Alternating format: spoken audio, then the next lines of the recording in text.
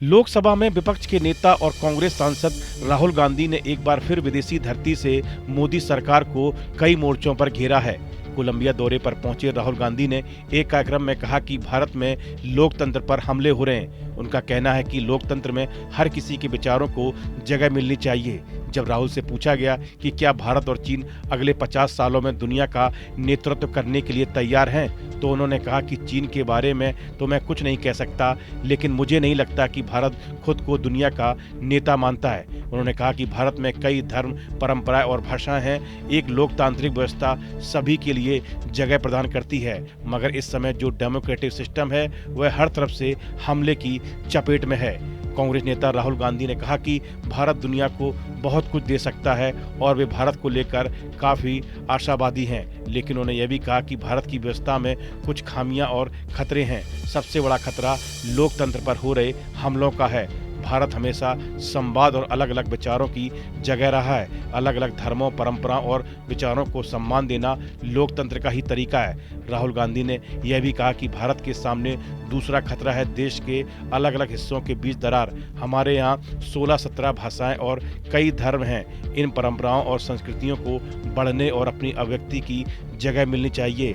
हम चीन की तरह लोगों को दबाकर तानाशाही व्यवस्था नहीं चला सकते। भारत की व्यवस्था इसे कभी स्वीकार नहीं करेगी। दूसरी ओर राहुल गांधी के कोलंबिया में दिए गए बयानों पर बीजेपी नेताओं ने मोर्चा खोल दिया है। कई बीजेपी नेताओं ने एक सुर में राहुल गांधी की जमकर आलोचना की है। बीजेपी सांसद कंगना रनौत ने कड़ी प्रतिक्रिया दी है।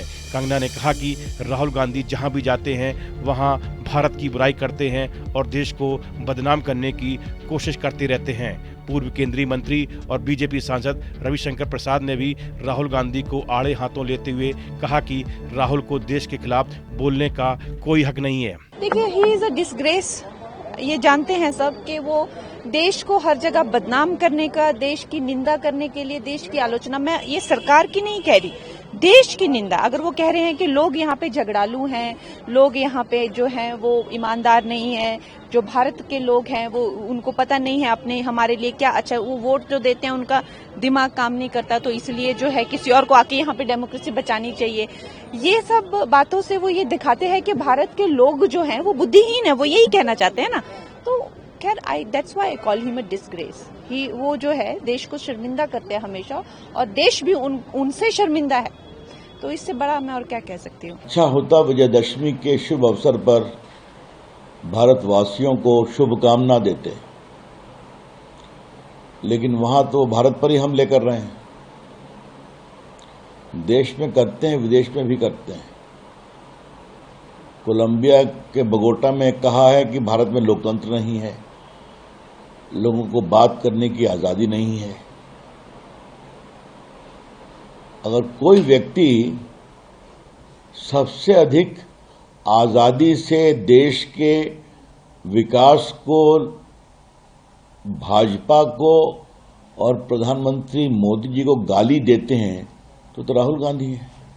राहुल गांधी मोदी सरकार पर लगातार तीखा हमला कर रहे हैं। वोट चोरी का मुद्दा हो, बिहार में SIR की प्रक्रिया हो या लद्दाख में सोनम वांगचुक की गिरफ्तारी का मुद्दा हो, कांग्रेस नेता केंद्र पर हमलावर हैं। राहुल गांधी ने प्रधानमंत्री नरेंद्र मोदी पर लद्दाख के लोगों से विश्वासघात करने का आरोप लगाया और लद्दाख में पुलिस फायरिंग में मारे गए 4 प्रदर्शनकारियों की मौत की निष्पक्ष न्यायिक जांच की मांग की थी। इस वीडियो में फिलहाल इतना ही। आप बने रहिए न्यूज नेशन के डिजिटल प्लेटफॉर्म के साथ, जहां भक्ति है हर शब्द में, कथाओं में छुपे हैं दिव्य रहस्य और ज्योतिष देता है जीवन को दिशा। धर्म से जुड़ी हर बातों को जानने के लिए हमारे चैनल स्तुति को सब्सक्राइब करें। चैनल पर जाने के लिए इस लिंक पर क्लिक करें।